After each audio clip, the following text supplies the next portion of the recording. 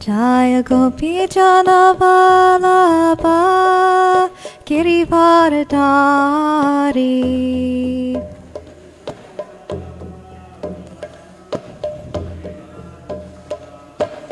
Jaya Gopi Jana Vallabha Girivardhari.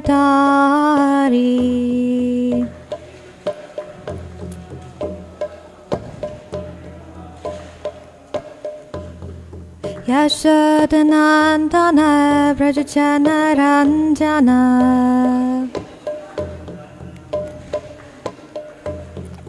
Yashodanandana Vrajajana Ranjana.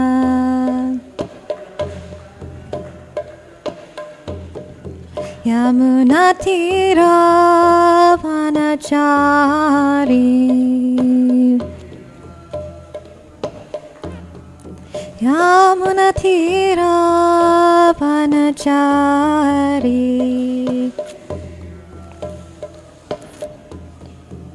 Jaya Radha Madhava Kunja Vihari.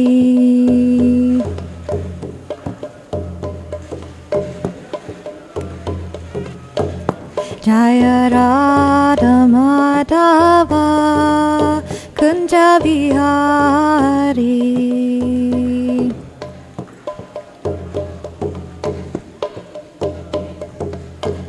Jaya Gopi Jana Vallabha Girivardhari.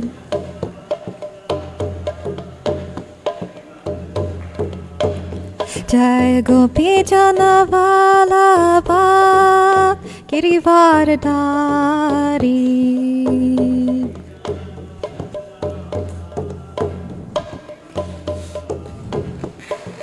Yashodanandana Vrajajana Ranjana.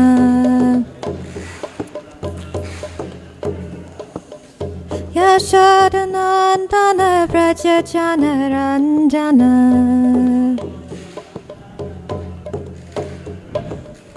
Yamuna Tira Vanachari. Yamuna Tira Vanachari. Hare Krishna Krishna Krishna Hare Hare, Hare Rama Rama Rama Hare Hare.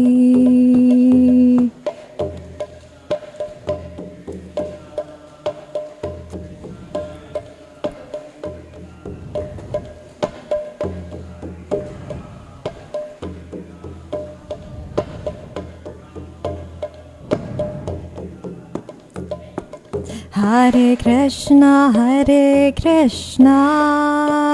Krishna Krishna Hare Hare, Hare Rama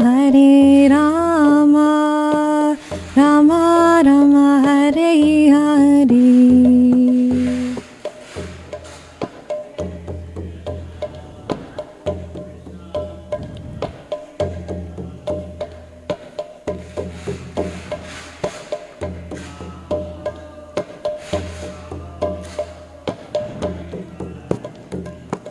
Hare Krishna Krishna Krishna Hare Hare, Hare Rama Rama Rama Hare Hare.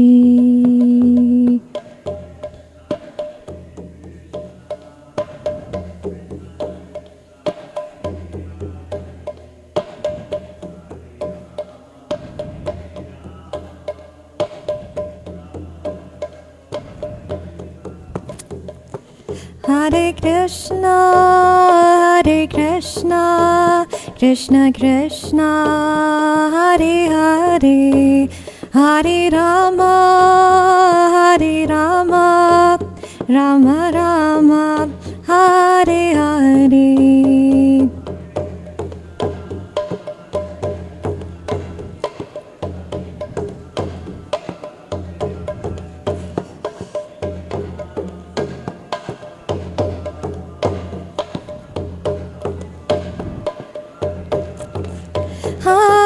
Krishna, Hare Krishna, Krishna Krishna, Hare Hare, Hare Rama, Hare Rama, Rama Rama, Hare Hare.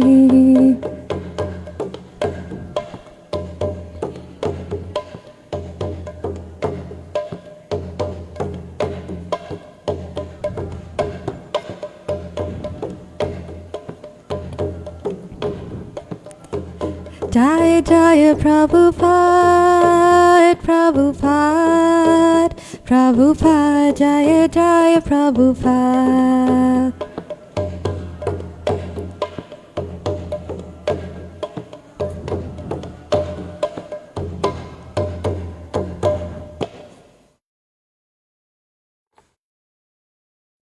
Jai Om Vishnu Pad Parahamsa Parivajikacharya Ashtatara Shata Shri Srimad His Divine Grace A.C. Bhaktivedanta Swami Srila Prabhupada Ki Ananta Koti Vaishnava Vrinda Ki Prem Se Kaho Shri Krishna Chaitanya Prabhu Nityananda Shri Advaita Gadadara Shiva Sari Gaur Bhakta Vrinda Ki Shri Shri Radha Krishna Gop Gopinath Shamakund Radhakund Giri Govardhan Ki Shri Vrindavan Dham Ki Shri Mayapur Dham Ki Gangamata ki, Yamuna Mai ki, Bhakti Devi ki, Tulasi Devi ki, Transcendental Harinam Sankirtan Yagya ki, Transcendental Book Distribution ki.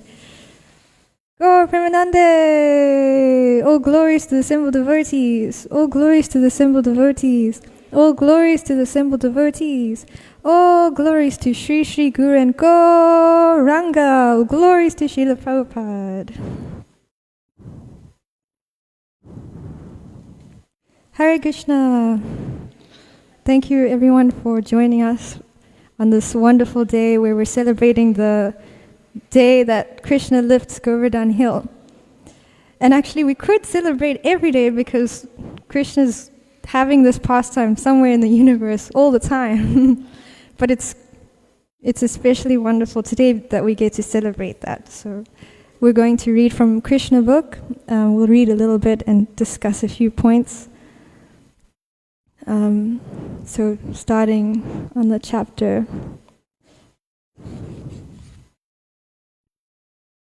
24, entitled Worshipping Govardhan Hill. So before we start, let's just offer some prayers. Om Namo Bhagavate Vasudevaya. Om Namo Bhagavate Vasudevaya. Om Namo Bhagavate Vasudevaya. Om Jnanatimirandasya Jnananjana Shalakaya Chakshurum Militam Yena Tasmai Shri Gurave Namaha Shri Chaitanya Manovishtam Stapitam Yena Bhutale Swayam Rupa Kadamayam Dadati Swapadantikam.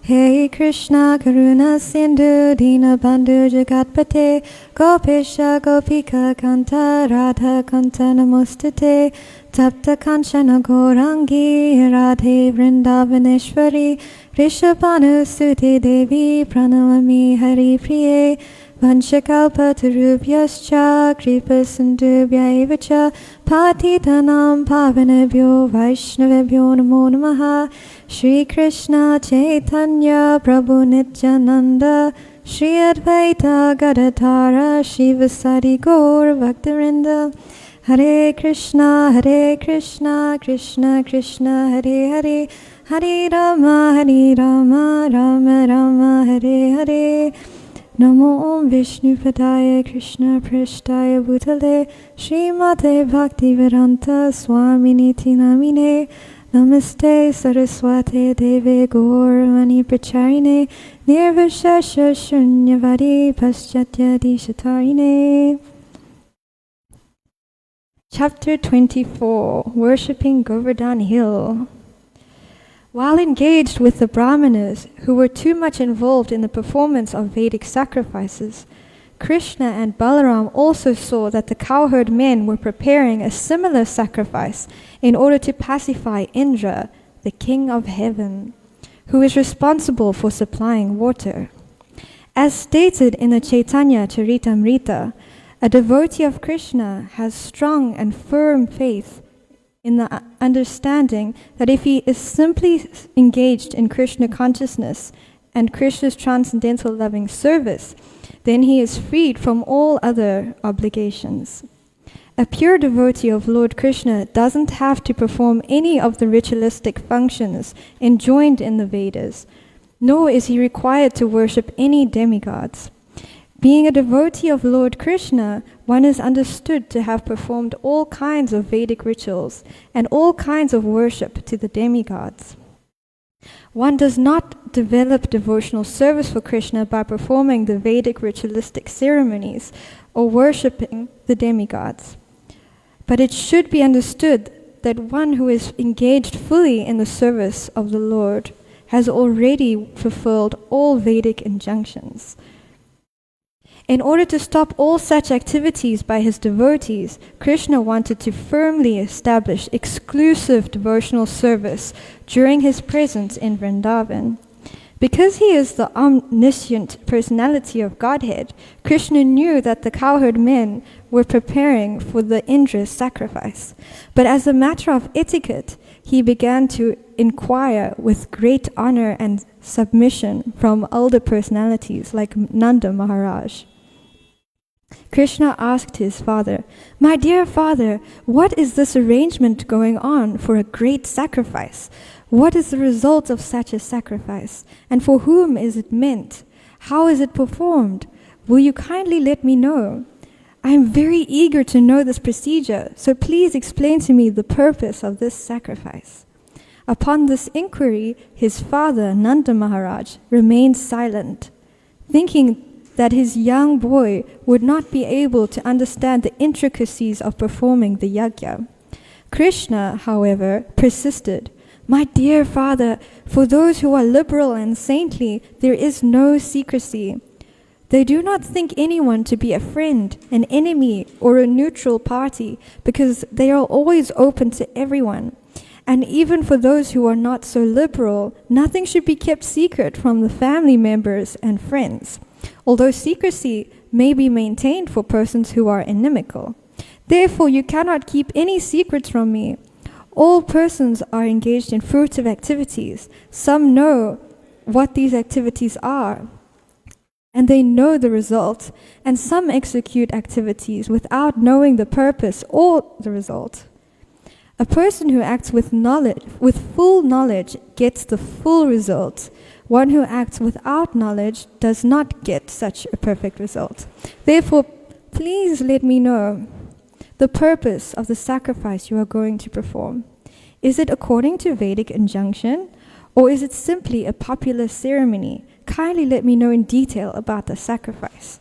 So here Krishna is Krishna actually knows what's going on, but he's pretending. He's saying to his father, "I see you're preparing this nice sacrifice, but actually, what is it that you're doing?" And he's saying, "You can't keep any secrets from me because I'm your family member, so please tell me what's going on."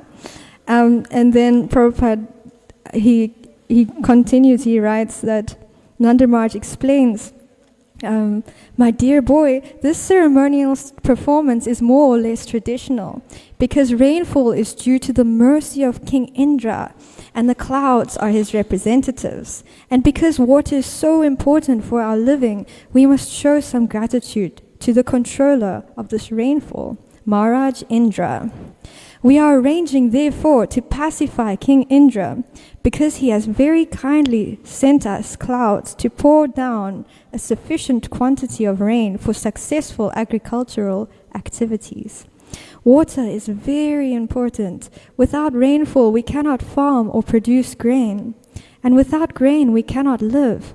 Therefore, rain is necessary for successful religious ceremonies, economic development, and ultimately liberation. So we should not give up this traditional ceremonial function. If one gives it up, being influenced by lust, greed, or fear, then it does not look very good for him."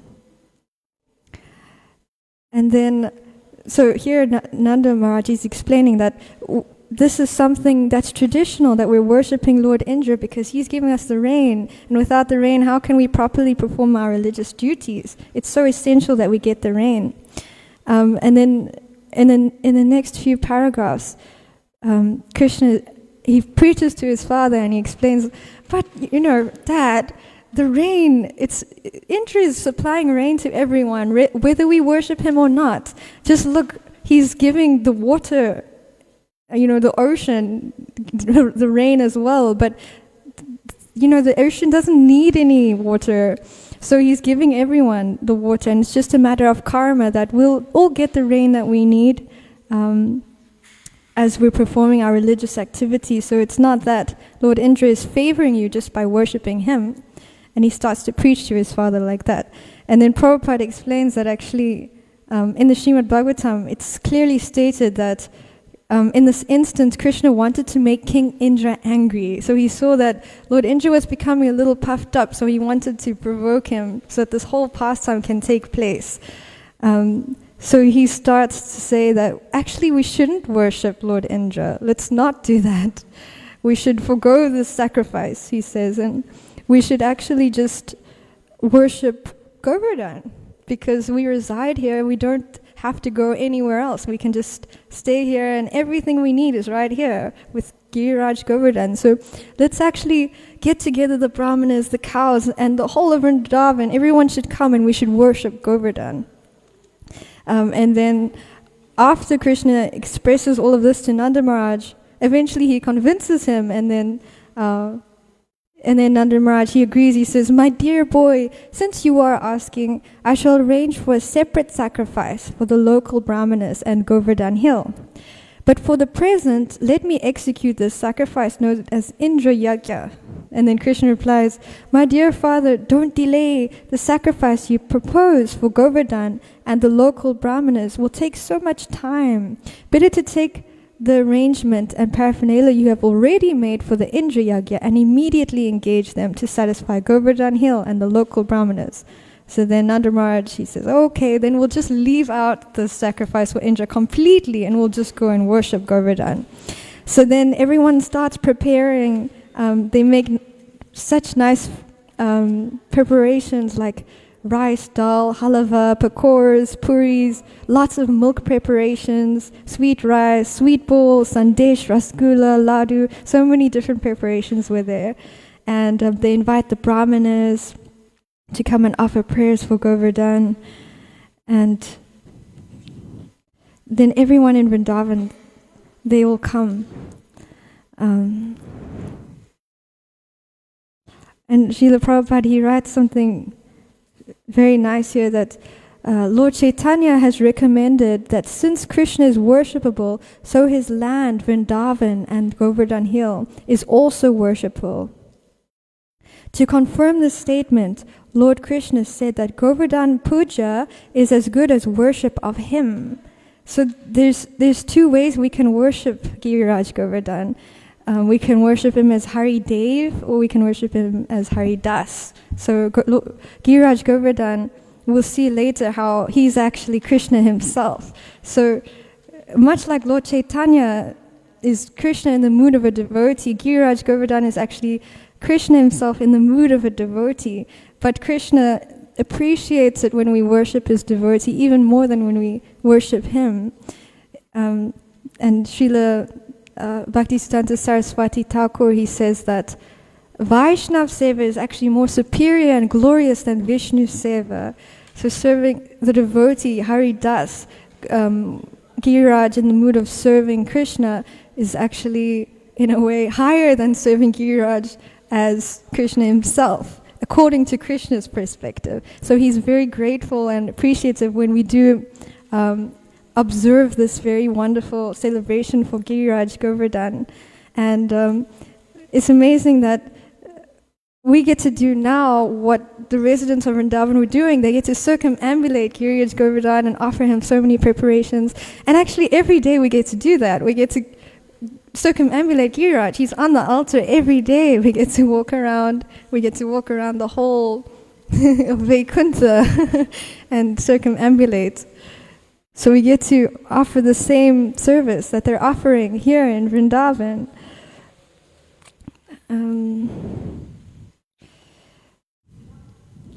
And here Prabhupada writes that when everything was complete, Krishna assumed a great transcendental form and declared to the inhabitants of Vrindavan that he was himself Govardhan Hill in order to convince the devotees that Govardhan Hill and Krishna himself are identical. Then Krishna began to eat all the food offered there. So they were offering these carts full of wonderful sweets, and Krishna himself assumed the form of Giriraj Govardhan, and he personally accepted those sweets. So that's why we say Krishna is Govardhan, Govardhan is Krishna, but Govardhan is also a devotee of Krishna.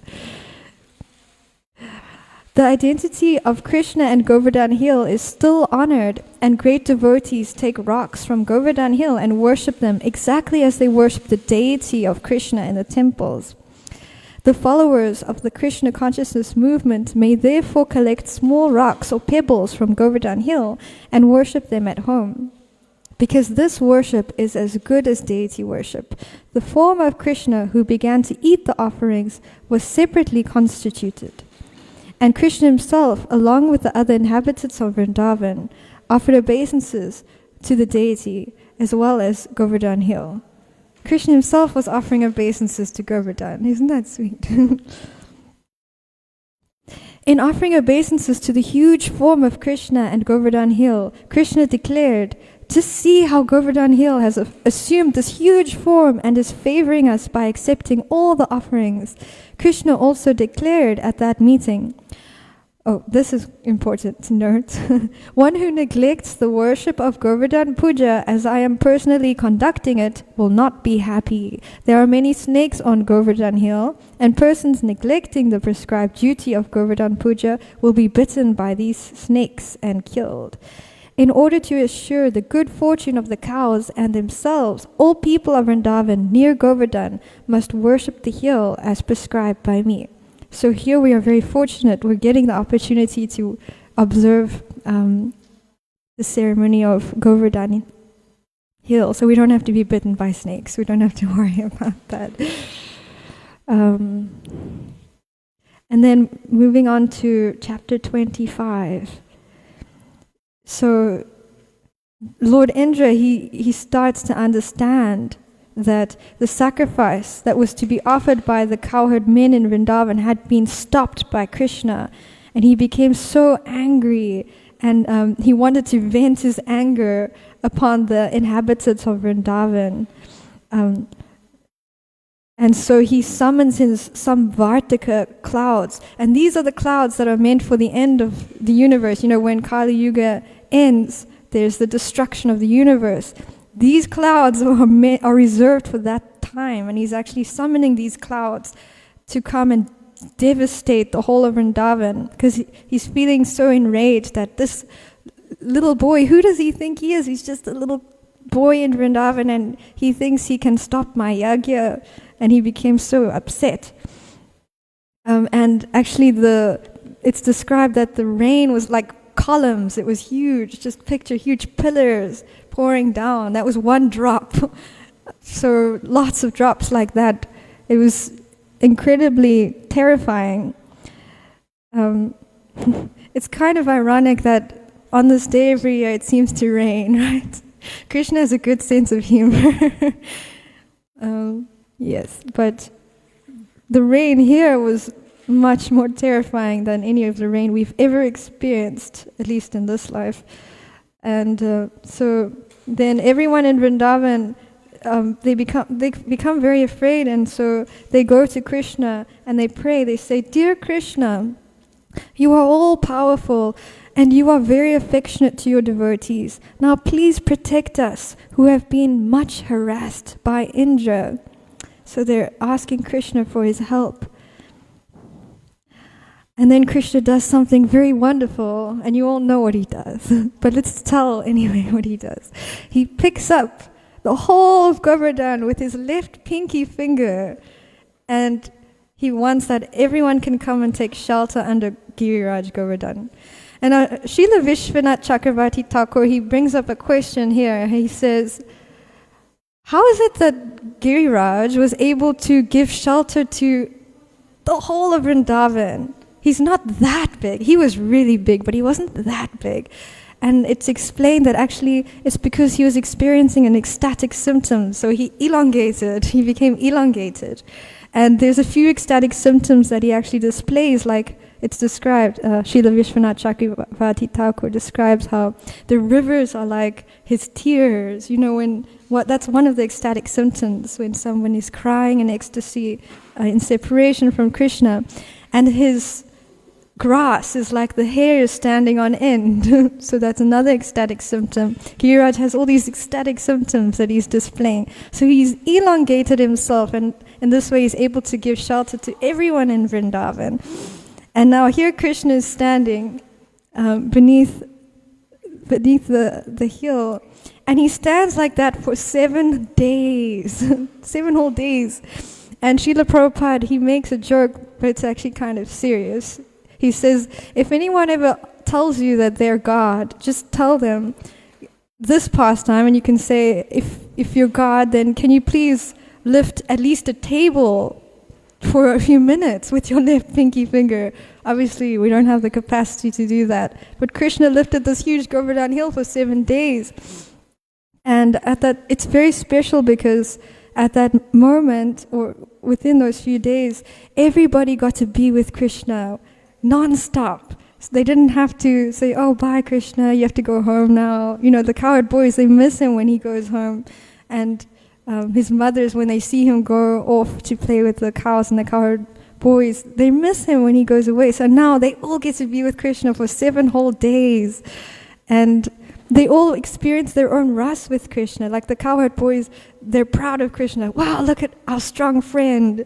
And the cowherd men, the fathers, they're worried about Krishna. They think, we should help him, he's just a little boy. How can he lift this mountain by himself?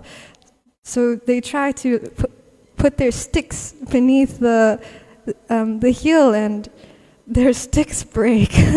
They can't lift Govardhan. And the mothers, they're all so worried about Krishna. They're thinking, he's just a little boy, Krishna, he must be getting tired. And they saw his hand shaking, so they thought, oh, he's so tired, what can we do to help him? But actually he wasn't shaking because of the weight of Govardhan. He was shaking because he was so happy to see the gopis there, and he was happy to see Radharani there, and they got to see him for 7 whole days. And previous to this pastime, the gopis didn't get to spend that much time with Krishna, because they hadn't yet begun to go out with him at night. So here they're getting the opportunity to just see him for 7 whole days. It used to be that they just got to see him briefly and then move on. So it's a very significant moment for everybody in Vrindavan, that they get to spend so much time with Krishna. And then eventually Lord Indra, he sees that actually all of my Samvartika clouds are not able to upset Krishna, and they're all protected, and I'm just making a big fool of myself actually. And he realizes his mistake.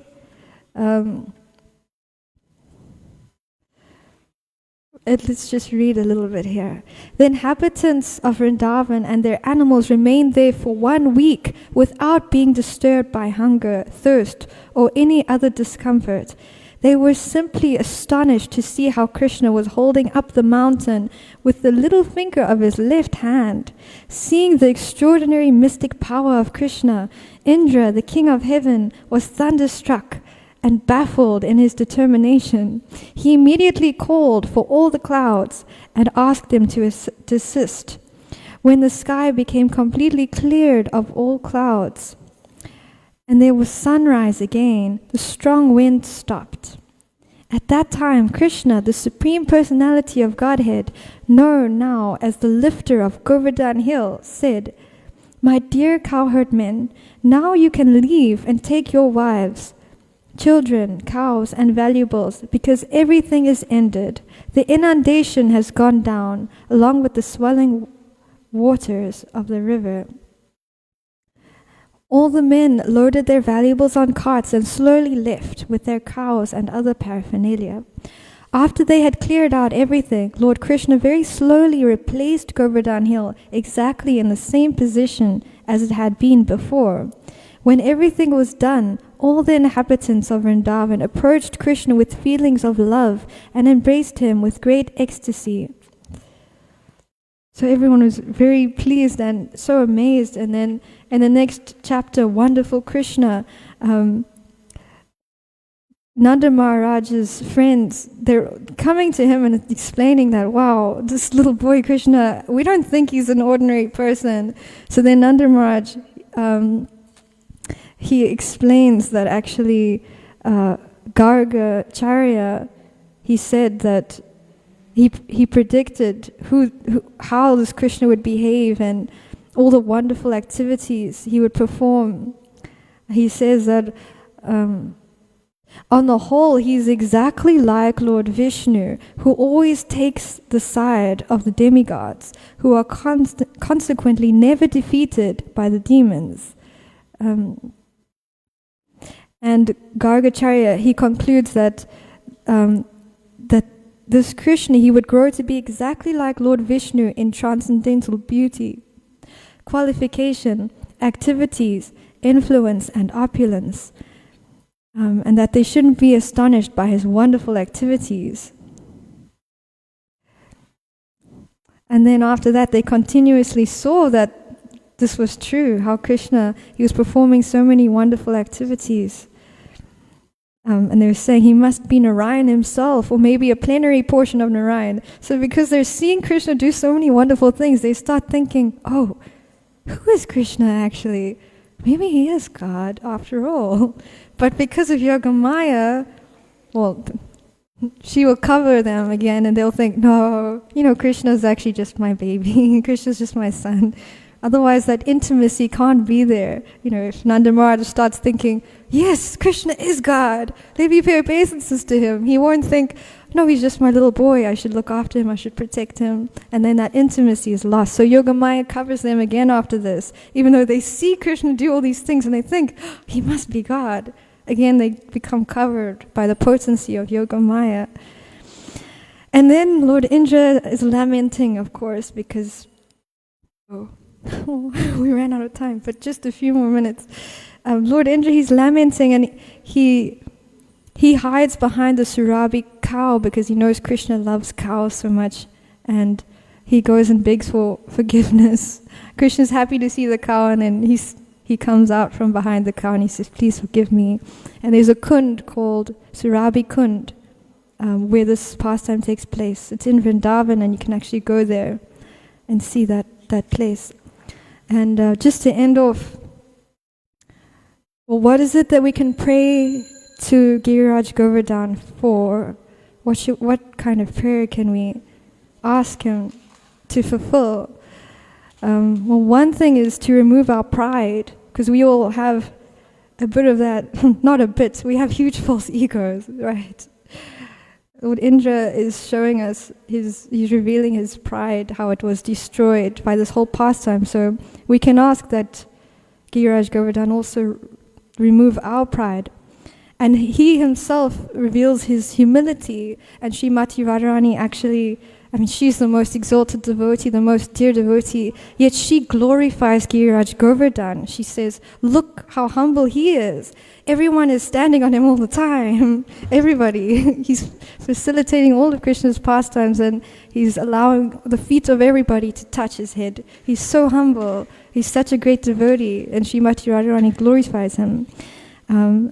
Another thing we can pray to Giriraj Govardhan for is sincerity to serve the Vaishnavas. Because look at what he did. He sheltered everyone and he was always in the mood of serving the Vaishnavas. And like I said, the Vaishnav Seva is more superior and glorious. So these are the things we can pray today to Giriraj Govardhan. I hope that I can serve all of you wonderful devotees. Shri Giriraj Govardhan ki jai, Srila Prabhupada ki jai, Ananta Koti Vaishnava Vrinda ki jai, Gaur Premanande Haribo.